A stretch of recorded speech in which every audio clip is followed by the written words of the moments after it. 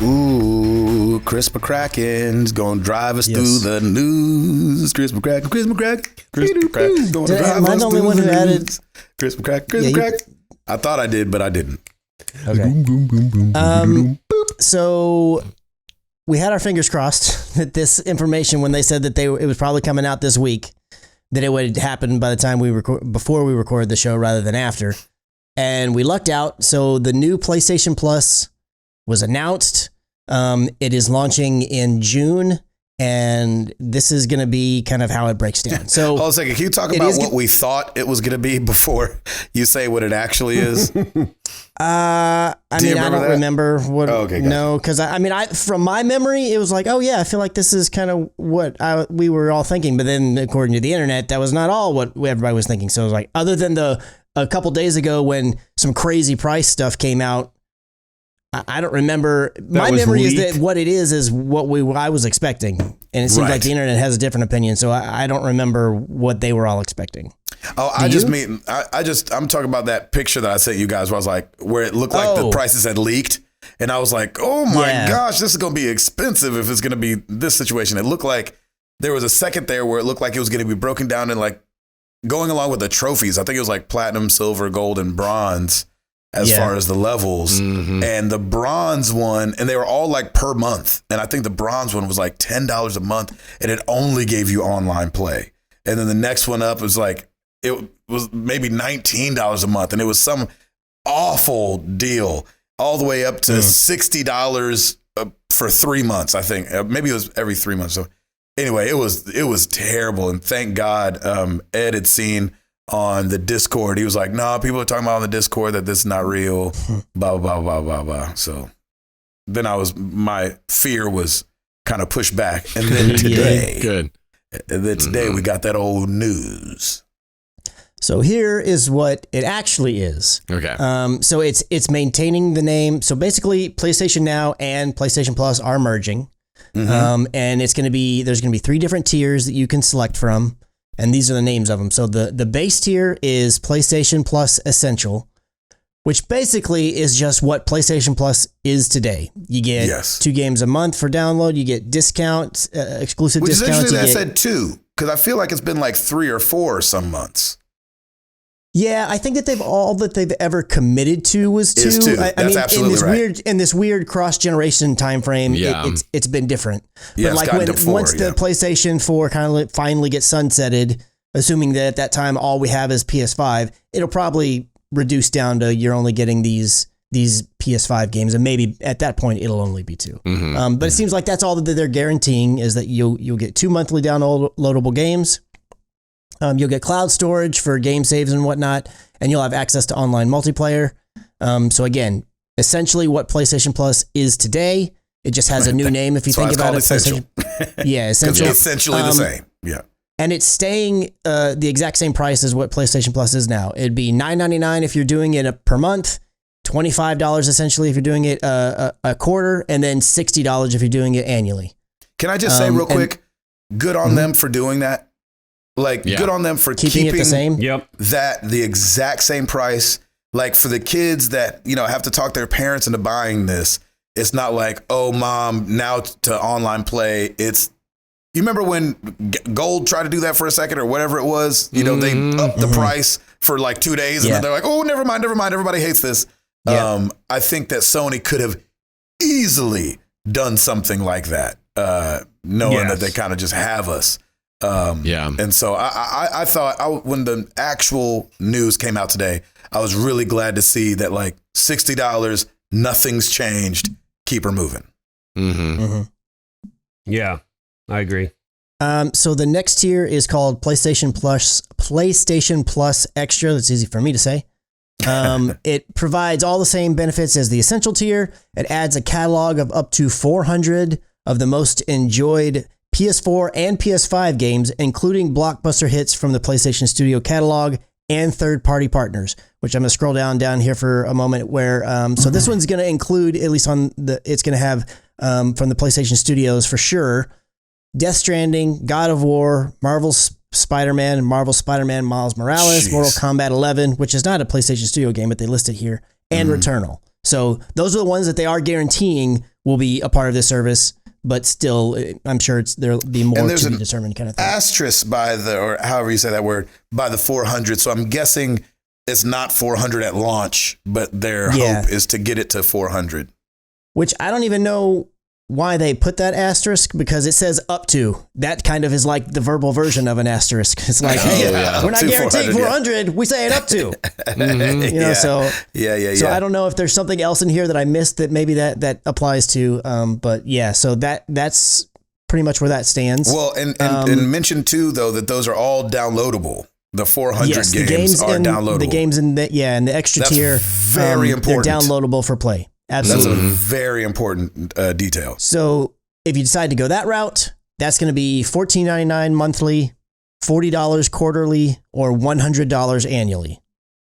And then the next one is the Which PlayStation is cheap, Plus.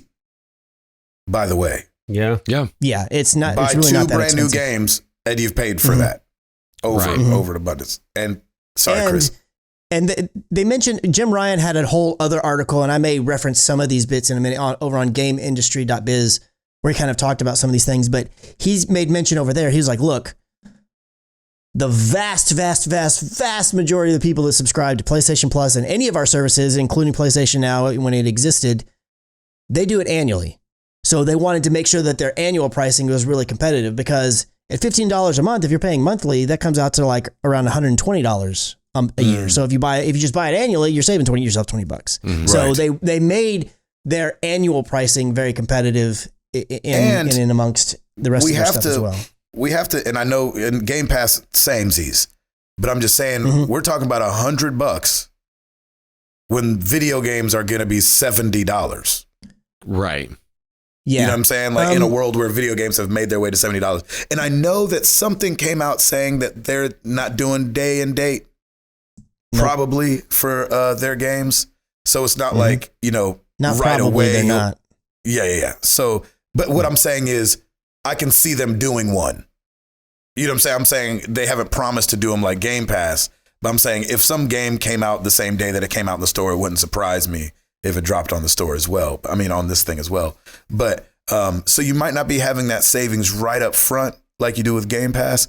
But man, with games being $70 and this being $100 and the whole up to 400 games, that's a lot. When doesn't Game Pass only promise up to 100 and then it just has floated to more than that? Yeah, they still say, I think they say over 100 is how they word it, and it's over 100, gotcha. But they don't guarantee us.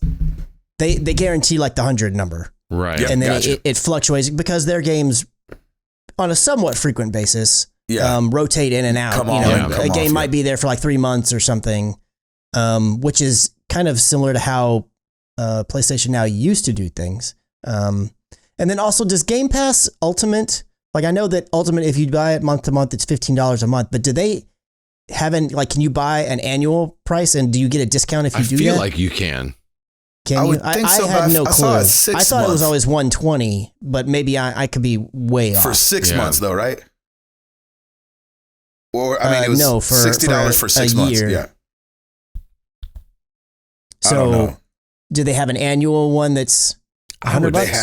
They have to.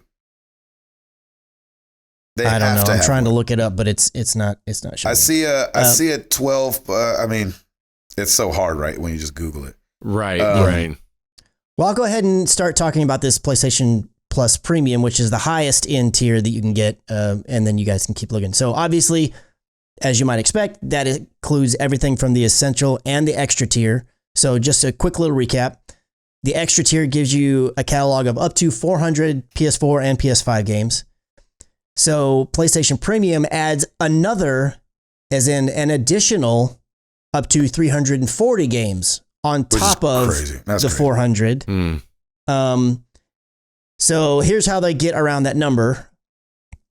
Includes PS3 games that you can stream to your console, PS4 or PS5. A catalog of beloved classic games available for both streaming and download options from PS1, PS2, and PSP generations.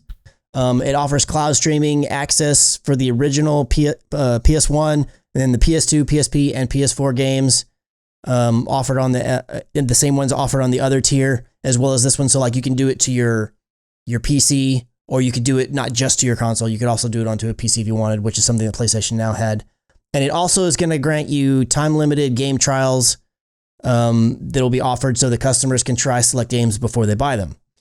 The price for this tier is $18 a month, or $50 quarterly, or $120 for the year.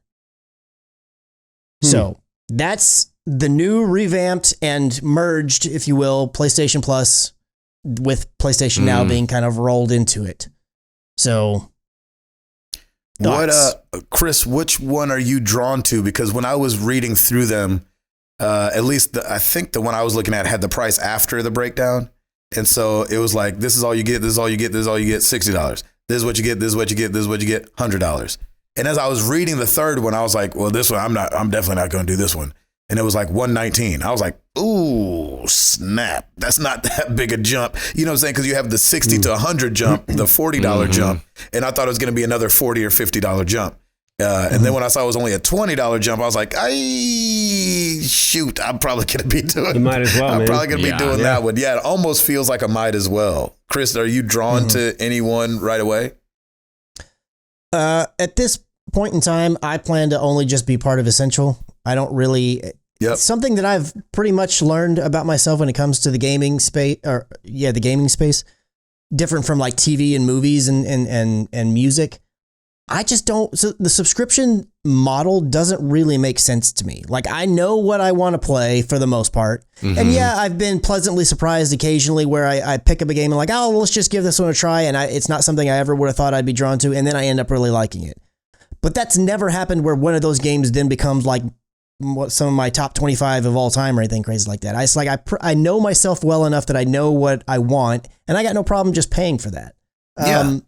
So be it Game Pass, be it this, because we don't know for sure, like if a bunch of newer games are gonna from third parties, how quickly are third party games gonna drop on this versus like when they first come out. We don't. That's kind of some of the stuff that's still up in the air that we have no idea how that's gonna be. But I mean, most of the third party games that are a couple of years old, like, if I wanted them, I played them, or I probably already own them through PlayStation Plus or something like that. So I just don't feel like I'm gaining a lot from it. I don't have any interest in the streaming stuff. I've already tried it. I have a really strong, hardcore internet set up here at my house, hardwired to gigabit Ethernet, to gigabit fiber. And streaming still doesn't work right for like FPS games. And like, if I'm playing something like Inside or something, that works. But anything that has any kind of Twitch, it's just not good enough. So I don't care about the streaming stuff. The one thing that I am interested in and I want to see more, because the way that they talk about it makes it sound like we're going to get access to more, potentially, PlayStation 1, PlayStation 2 games than even the ones that were on PlayStation Now. And I don't believe that all of the ones that were on PlayStation Now were downloadable, where this seems to allude that they'll all be downloadable. So that might pique my interest, because there's several games from the PS2 and PS1 era that I would love to revisit, at least some. I mean, I don't see myself going back to them all the time. Yeah, kind of very similar to like when I had, for the short time I had the Nintendo Online whatever, and it gave me access to like Mario Golf on NES and these other things. I had a lot of fun playing with those. But like, I'm not going to sit there and play them for like all year long. Yeah, but I'd like to dabble. So I'm curious what it means. One other thing that is an interesting question that we still don't have an answer to. It's like, okay, so it's saying that you're going to get access to these PlayStation 1, 2, and PSP games, and there's going to be a download option for a lot of them, if not all of them. Does that mean that those games are locked to this like the way that Nintendo does it? Or will they be available on a store where I can buy them if I just want them? So like if Metal Gear Solid is a part of this, is the only way I can play that on my PlayStation 5 is via this service? Or will I be able to purchase it from the store? Yeah, I'm hoping they don't go the Nintendo route, but it sounds like the way they're wording it, that's the route they're probably going to go with. Well, that's how PS Now is with a lot of games, where there's some games I can't buy, I can't play, I can't buy them. I can only play them if I get PS Now. Like what games? There's some of the older Lego games. They're on there, but I can't buy them. I can only get it. It's only available through PS Now. But were they not available, like, for instance, if the one of the Lego games you're talking about, if it was a PlayStation 3 game, if you had a PlayStation 3, you could still buy it on the store, correct? Oh, I don't know. Like I'm not 100% sure, but that's my understanding is like PlayStation 3 in particular, because they only stream. Like any game that was natively downloadable on through PlayStation Now, I believe. Oh, gotcha. You could also buy that on a store. I think I'm not 100% on that, but that's the way that I understood it. So hopefully, I mean, I would rather it be like you're saying, where you can then go buy it on the store, assuming that game is supported and downloadable on whatever the PlayStation 5 can play it. If it's only streamed, which by the way, side note, I don't care, Sony. I don't care. You gotta figure it out. Make PlayStation 3 games downloadable. I'm sorry. I know the answer should be, man, it's just that hard. I just can't believe that this is that hard. You cannot figure out how to get PlayStation 3 games emulated on a PS5. I can't fathom why that's not doable. You've got to figure out. Like, to me, this is no excuse. That is not an added value, having it stream. Like, streaming is like, in my opinion, is one of those things where it's like, that's a box you check. It's not truly an added value because nobody has a great experience with it. I totally agree. I just don't see, you can't sit here and count all these PS3 games, which is a vast, huge catalog and a very important catalog to Sony.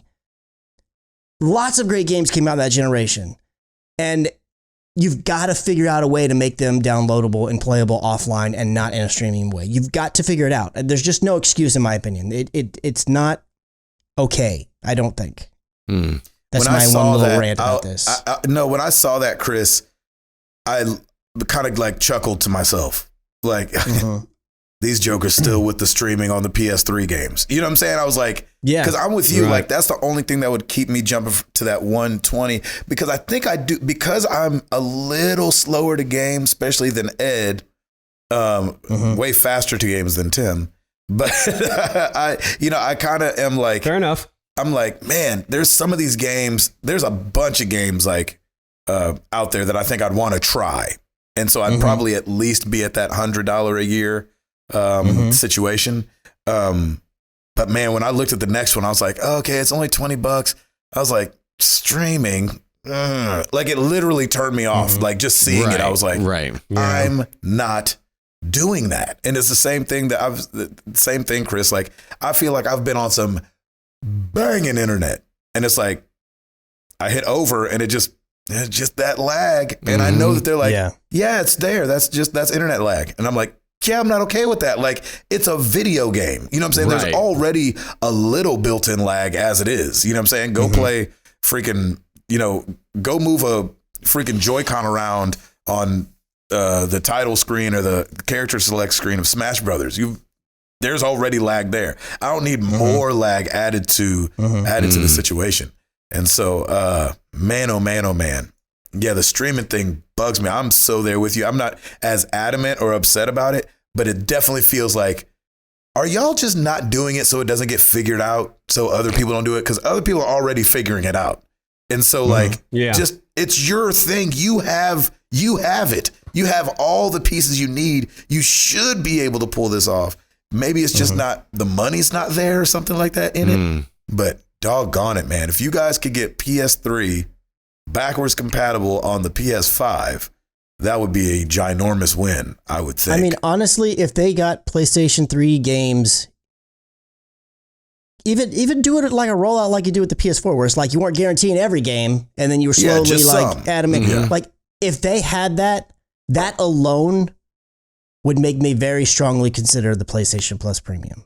If they had me able to download it. Because right now, I'm definitely in the curious camp, because I was like, I want to know more about these PlayStation 1, 2, and PSP games. Like, is it more than was available in now? And like, which ones are they? And are they all downloadable or only some of them? Like, I need more information. This is a little too ambiguous for me. So I'm in a to be determined. I don't want to completely say one way or the other. But at the moment, until I have more information, I'm planning to just stick with my Plus, which I'm paid in on regular Plus through, I don't know, the next couple of years or something like that. Yeah, same.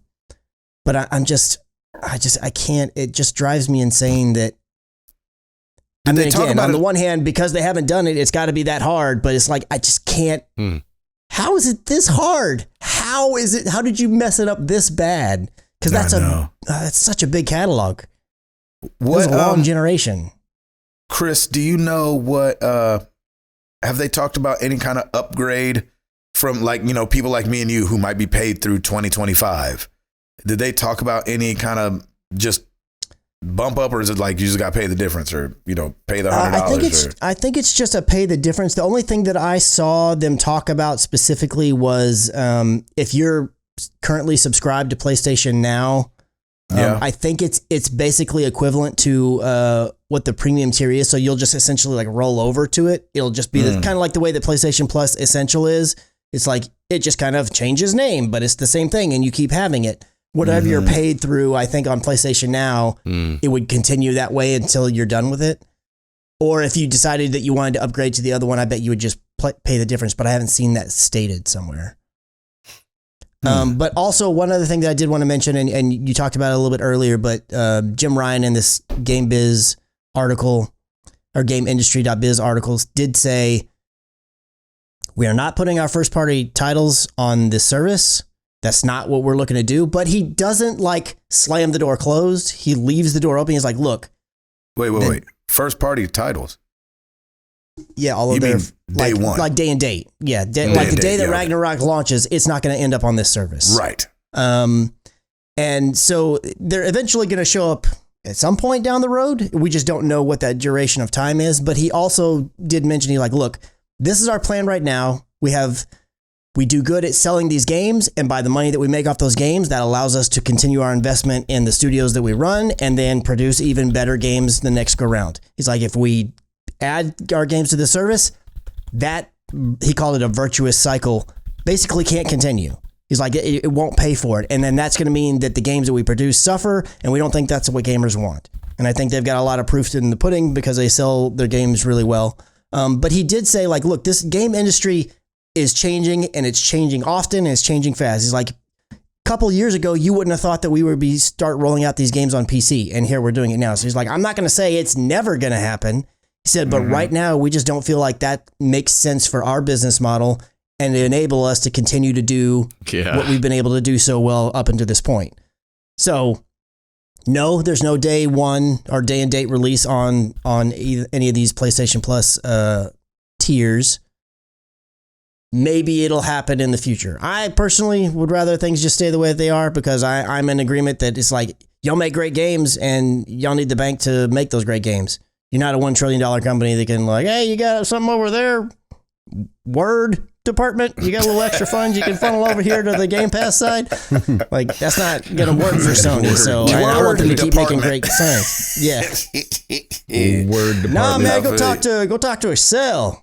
He had some extra fun, Yeah. Check Tim, you're not gonna. Yeah, Tim, you're not gonna bump up to any of these other tiers, right? I don't think so. I maybe the mid tier just to kind of test it out a little bit, but I mean, I think I would test it for a year for sure. Yeah. Yeah, definitely. But I do like your thought process of, if you're gonna go all out and it's not that much more to just do the premium, just do the premium. But I just don't know if I'm gonna get the full.